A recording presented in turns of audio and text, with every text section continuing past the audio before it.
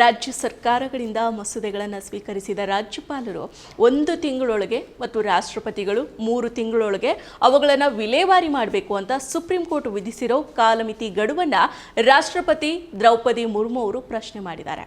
ರಾಷ್ಟ್ರಪತಿಗೆ ಕಾಲಮಿತಿಯನ್ನು ವಿಧಿಸಬಹುದಾ ಅಂತ ಸುಪ್ರೀಂ ಕೋರ್ಟನ್ನು ಪ್ರಶ್ನೆ ಮಾಡಿದ್ದಾರೆ. ಮುರ್ಮು ಅವರು 14 ಪ್ರಶ್ನೆಗಳನ್ನು ಮುಂದಿಟ್ಟಿದ್ದು ಸುಪ್ರೀಂ ಕೋರ್ಟ್ನಿಂದ ಅಭಿಪ್ರಾಯವನ್ನು ಕೇಳಿದ್ದಾರೆ. ತಮಿಳುನಾಡು ಸರ್ಕಾರ ವರ್ಸಸ್ ತಮಿಳುನಾಡು ರಾಜ್ಯಪಾಲರ ಪ್ರಕರಣದ ವಿಚಾರಣೆಯನ್ನು ನಡೆಸಿದ ಸುಪ್ರೀಂ ಕೋರ್ಟ್ ಸಂವಿಧಾನದ 201ನೇ ವಿಧಿಯ ಪ್ರಕಾರ ಮಸೂದೆಗಳನ್ನು ವಿಲೇವಾರಿ ಮಾಡೋದಕ್ಕೆ ರಾಜ್ಯಪಾಲರು ಮತ್ತು ರಾಷ್ಟ್ರಪತಿಗಳಿಗೆ ಸಮಯ ಮಿತಿಯನ್ನು ನಿಗದಿಪಡಿಸಿ ಮಹತ್ವದ ತೀರ್ಪನ್ನು ನೀಡಿತ್ತು. ಭಾರತೀಯ ಪ್ರಜಾಪ್ರಭುತ್ವದ ಇತಿಹಾಸದಲ್ಲಿ ಈ ತೀರ್ಪು ಹೆಗ್ಗುರುತಾಗಿ ಉಳಿಲಿದೆ ಅನ್ನೋ ಅಭಿಪ್ರಾಯಗಳು ಕೂಡ ಇದೆ. ಸುಪ್ರೀಂ ತೀರ್ಪಿನ ಬಗ್ಗೆ ವಿಪಕ್ಷಗಳು ಮೆಚ್ಚುಗೆಯನ್ನು ವ್ಯಕ್ತಪಡಿಸಿದರೆ ಬಿಜೆಪಿಗರು ಆಕ್ಷೇಪವನ್ನು ಎತ್ತಿದ್ರು. ಉಪರಾಷ್ಟ್ರಪತಿ ಜಗದೀಪ್ ಧನ್ಕರ್ ಅವರು ಸುಪ್ರೀಂ ಕೋರ್ಟ್ ವಿರುದ್ಧ ವಾಗ್ದಾಳಿಯನ್ನ ಕೂಡ ನಡೆಸಿದ್ರು. ನ್ಯಾಯಾಧೀಶರು ಸೂಪರ್ ಪಾರ್ಲಿಮೆಂಟ್ ಆಗಿ ಕಾರ್ಯವನ್ನ ನಿರ್ವಹಣೆ ಮಾಡೋದಕ್ಕೆ ಯತ್ನಿಸ್ತಾ ಇದ್ದಾರೆ. ಇಂತಹ ವ್ಯವಸ್ಥೆಯನ್ನ ಅಳವಡಿಸಿಕೊಳ್ಳೋದು ಭಾರತದ ಪ್ರಜಾಪ್ರಭುತ್ವದ ಉದ್ದೇಶ ಅಲ್ಲ. ನೀವು ಅಂದ್ರೆ ನ್ಯಾಯಾಧೀಶರು ಭಾರತದ ರಾಷ್ಟ್ರಪತಿಗೆ ನಿರ್ದೇಶಿಸುವ ಪರಿಸ್ಥಿತಿಯನ್ನ ನಾವು ನೋಡೋದಕ್ಕೆ ಸಾಧ್ಯ ಇಲ್ಲ ಅಂತ ಹೇಳಿದ್ರು. ಇದೀಗ ಸುಪ್ರೀಂ ಕೋರ್ಟ್ ತೀರ್ಪಿನ ಬಗ್ಗೆ ಪ್ರತಿಕ್ರಿಯೆಯನ್ನ ನೀಡಿರೋ, ಸುಪ್ರೀಂ ಕೋರ್ಟ್ಗೆ ಪತ್ರವನ್ನ ಬರೆದಿರೋ ರಾಷ್ಟ್ರಪತಿ ದ್ರೌಪದಿ ಮುರ್ಮು ಅವರು ನ್ಯಾಯಾಲಯ ಸಂವಿಧಾನದ 143ನೇ ವಿಧಿಯಡಿ ತನಗೆ ನೀಡಲಾಗಿರೋ ಅಧಿಕಾರವನ್ನು ಬಳಸಿಕೊಂಡು ರಾಷ್ಟ್ರಪತಿ ಮತ್ತು ರಾಜ್ಯಪಾಲರಿಗೆ ಸಮಯದ ಮಿತಿಯನ್ನು ಹೇರೋದಕ್ಕೆ ಸಾಧ್ಯನಾ? ಅನುಮೋದನೆಗಾಗಿ ಬಂದ ಮಸೂದೆಗಳನ್ನು ಪರಿಗಣಿಸುವಾಗ ಹೇಗೆ ಕಾರ್ಯನಿರ್ವಹಿಸಬೇಕು ಅನ್ನೋದನ್ನು ರಾಷ್ಟ್ರಪತಿ ರಾಜ್ಯಪಾಲರಿಗೆ ಕೋರ್ಟ್ ಸೂಚನೆ ನೀಡೋದಕ್ಕೆ ಸಾಧ್ಯನಾ ಅಂತ ಪ್ರಶ್ನೆ ಮಾಡಿದ್ದಾರೆ. ತಮ್ಮ ಪತ್ರದಲ್ಲಿ ಮುರ್ಮು ಅವರು ಎತ್ತಿರೋ 14 ಪ್ರಶ್ನೆಗಳು ಯಾವುವು ಅನ್ನೋದನ್ನು ನೋಡೋಣ. ಮೊದಲಾಗಿ ಭಾರತೀಯ ಸಂವಿಧಾನದ 200ನೇ ವಿಧಿಯ ಅಡಿಯಲ್ಲಿ ರಾಜ್ಯಪಾಲರ ಮುಂದೆ ಮಸೂದೆಗಳು ಬಂದಾಗ ಅವ್ರ ಮುಂದೆ ಇರೋ ಸಾಂವಿಧಾನಿಕ ಆಯ್ಕೆಗಳು ಯಾವುವು ಅಂತ ಪ್ರಶ್ನೆ ಮಾಡಿದ್ದಾರೆ.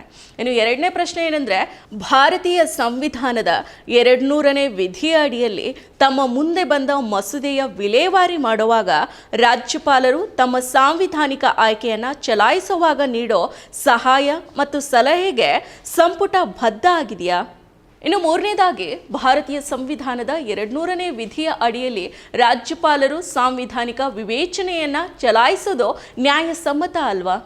ಇನ್ನು ನಾಲ್ಕನೇದಾಗಿ ಪ್ರಶ್ನೆಯನ್ನು ಎತ್ತಿರೋ ಮುರ್ಮು ಅವರು ಭಾರತೀಯ ಸಂವಿಧಾನದ 361ನೇ ವಿಧಿ 200ನೇ ವಿಧಿಯ ಅಡಿಯಲ್ಲಿ ರಾಜ್ಯಪಾಲರು ತೆಗೆದುಕೊಳ್ಳೋ ಕ್ರಮಗಳ ಕುರಿತು ನ್ಯಾಯಾಂಗ ಪರಿಶೀಲನೆಗೆ ಸಂಪೂರ್ಣ ನಿರ್ಬಂಧ ಇದೆಯಾ? ಇನ್ನು ಐದನೇ ಪ್ರಶ್ನೆ ಏನಂದ್ರೆ, ಸಾಂವಿಧಾನಿಕವಾಗಿ ನಿಗದಿಪಡಿಸಿದ ಸಮಯ ಮಿತಿ ಮತ್ತು ರಾಜ್ಯಪಾಲರು ಅಧಿಕಾರಿಗಳನ್ನು ಚಲಾಯಿಸೋ ವಿಧಾನಗಳ ಅನುಪಸ್ಥಿತಿಯಲ್ಲಿ ರಾಜ್ಯಪಾಲರ ಮೇಲೆ ನ್ಯಾಯಾಂಗ ಆದೇಶಗಳ ಮೂಲಕ ಸಮಯ ಮಿತಿಗಳನ್ನು ವಿಧಿಸಬಹುದಾ ಮತ್ತು ಅಧಿಕಾರ ಚಲಾಯಿಸೋ ವಿಧಾನವನ್ನ ಸೂಚಿಸಬಹುದಾ? ಇನ್ನು ಆರನೆಯ ಪ್ರಶ್ನೆ ಏನಂದ್ರೆ, ಭಾರತ ಸಂವಿಧಾನದ 201ನೇ ವಿಧಿಯ ಅಡಿಯಲ್ಲಿ ರಾಷ್ಟ್ರಪತಿಗಳು ಸಾಂವಿಧಾನಿಕ ವಿವೇಚನೆಯನ್ನ ಚಲಾಯಿಸೋದು ನ್ಯಾಯಸಮ್ಮತ ಅಲ್ವಾ?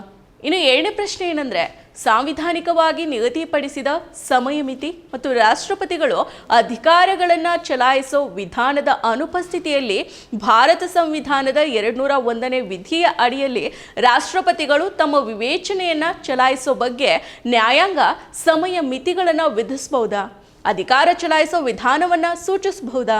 ಇನ್ನು ಎಂಟನೇ ಪ್ರಶ್ನೆ ಏನಂದ್ರೆ, ರಾಷ್ಟ್ರಪತಿಗಳ ಅಧಿಕಾರಗಳನ್ನು ನಿಯಂತ್ರಿಸೋ ಸಾಂವಿಧಾನಿಕ ಯೋಜನೆಯ ಬೆಳಕಿನಲ್ಲಿ ರಾಜ್ಯಪಾಲರು ಮಸೂದೆಗಳನ್ನು ರಾಷ್ಟ್ರಪತಿಗಳ ಒಪ್ಪಿಗೆಗಾಗಿ ಕಾಯ್ದಿರಿಸಿದಾಗ ಸುಪ್ರೀಂ ಕೋರ್ಟ್ ಅಭಿಪ್ರಾಯವನ್ನು ಪಡಿಬೇಕಾ? ಇನ್ನು ಒಂಬತ್ತನೇ ಪ್ರಶ್ನೆ ಏನಂದ್ರೆ, ಮಸೂದೆಗಳು ಅಂಗೀಕಾರಗೊಂಡಾಗ ಕಾನೂನಾಗಿ ಜಾರಿಗೆ ಬರೋ ಮೊದಲು ಸಂವಿಧಾನದ 200ನೇ ವಿಧಿ ಮತ್ತು 201ನೇ ವಿಧಿಯ ಅಡಿಯಲ್ಲಿ ರಾಜ್ಯಪಾಲರು ಮತ್ತು ರಾಷ್ಟ್ರಪತಿಗಳು ತೆಗೆದುಕೊಳ್ಳೋ ನಿರ್ಧಾರಗಳು ಒಂದು ಹಂತದಲ್ಲಿ ನ್ಯಾಯಸಮ್ಮತ ಅಲ್ವಾ? ಮಸೂದೆ ಕಾನೂನಾಗೋ ಮೊದಲು ಅವುಗಳ ವಿಚಾರದಲ್ಲಿ ನ್ಯಾಯಾಲಯಗಳು ಯಾವುದೇ ರೀತಿಯಲ್ಲಿ ನ್ಯಾಯಾಂಗ ತೀರ್ಪನ್ನು ನೀಡೋದಕ್ಕೆ ಅವಕಾಶ ಇದೆಯಾ? ಇನ್ನು 10ನೇ ಪ್ರಶ್ನೆ ಏನಂದ್ರೆ, ಸಂವಿಧಾನದ 142ನೇ ವಿಧಿಯ ಅಡಿಯಲ್ಲಿ ಸಾಂವಿಧಾನಿಕ ಅಧಿಕಾರಿಗಳ ಚಲಾವಣೆ ಮತ್ತು ರಾಷ್ಟ್ರಪತಿ ರಾಜ್ಯಪಾಲರ ಆದೇಶಗಳನ್ನು ಯಾವುದೇ ರೀತಿಯಲ್ಲಿ ಬದಲಾಯಿಸಬಹುದಾ?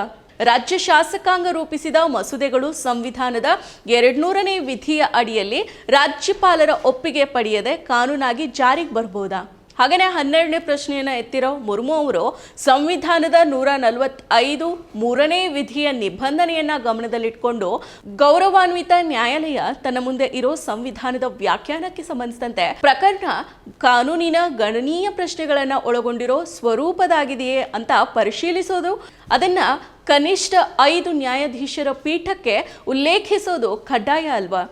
ಹಾಗೆಯೇ 13ನೇ ಪ್ರಶ್ನೆ ಏನಂದ್ರೆ, ಸಂವಿಧಾನದ 142ನೇ ವಿಧಿಯ ಅಡಿಯಲ್ಲಿ ಸುಪ್ರೀಂ ಕೋರ್ಟ್ನ ಅಧಿಕಾರಗಳು ಕಾರ್ಯವಿಧಾನ ಕಾನೂನುಗಳನ್ನು ದಾಟಿ ಕಾರ್ಯವಿಧಾನದ ನಿಬಂಧನೆಗಳಿಗೆ ವಿರುದ್ಧವಾಗಿ ಅಥವಾ ಅಸಮಂಜಸವಾದ ನಿರ್ದೇಶನಗಳನ್ನು ಆದೇಶಗಳನ್ನು ಹೊರಡಿಸೋದಕ್ಕೆ ವಿಸ್ತರಿಸ್ತಾ ಇದೆಯಾ? ಇನ್ನು ಕೊನೆಯದಾಗಿ 14ನೇ ಪ್ರಶ್ನೆ ಏನಂದ್ರೆ, ಕೇಂದ್ರ ಸರ್ಕಾರ ಮತ್ತು ರಾಜ್ಯ ಸರ್ಕಾರಗಳ ನಡುವಿನ ವಿವಾದಗಳನ್ನು ಪರಿಹರಿಸೋದಕ್ಕೆ ಸುಪ್ರೀಂ ಕೋರ್ಟ್ ಸಂವಿಧಾನದ 131ನೇ ವಿಧಿಯ ಅಡಿಯಲ್ಲಿ ಮೊಕದ್ದಮೆಗಳ ವಿಚಾರಣೆ ನಡೆಸೋದನ್ನ ಹೊರತುಪಡಿಸಿ ಯಾವುದೇ ಇತರ ನ್ಯಾಯ ವ್ಯಾಪ್ತಿಯನ್ನ ಸಂವಿಧಾನ ನಿರ್ಬಂಧ ಮಾಡಿದೆಯಾ ಅಂತ ಮುರ್ಮು ಅವರು ಪ್ರಶ್ನೆಗಳನ್ನು ಎತ್ತಿದ್ದಾರೆ. ಮತ್ತಷ್ಟು ವಿಶೇಷ ವಿಡಿಯೋಗಳನ್ನು ನೋಡಲು ಮತ್ತು ಹೊಸ ವಿಡಿಯೋಗಳ ಬಗ್ಗೆ ತಿಳಿಯಲು ಈ ದಿನ .com ಯೂಟ್ಯೂಬ್ ಚಾನೆಲ್ ಸಬ್ಸ್ಕ್ರೈಬ್ ಮಾಡಿ ಮತ್ತು ಬೆಲ್ ಐಕಾನ್ ಕ್ಲಿಕ್ ಮಾಡಿ.